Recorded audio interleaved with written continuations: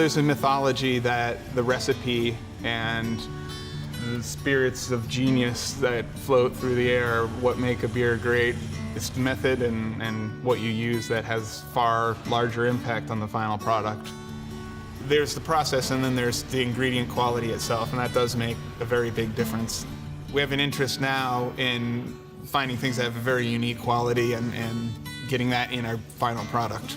In terms of hops, people sort of also think it as commodity, like I'm just going to plug in all these things into my recipe, but there's actually variety, and as people have been making hoppier beers, they've really struggled with that particular thing, that they are like grapes. It really depends on what side of the hill something grows on.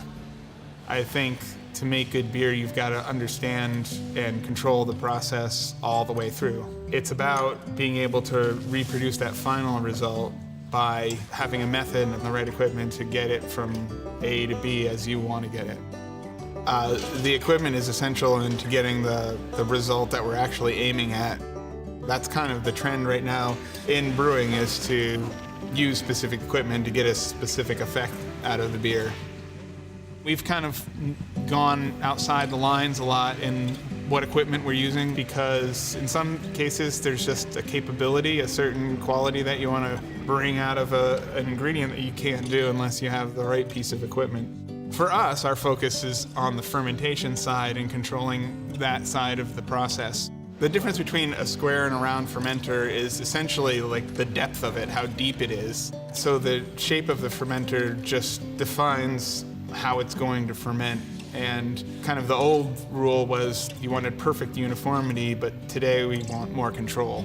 When we looked at bottling systems, we stuck to cork and cage because of some of the properties, the natural fermentation we can do in it, but we wanted to make it more automated because, again, there's no romance in hand bottling it. So we would take about 10 hours with 4 people to do a skid and a half. And then when we got the new system, that took about 2 people in an hour.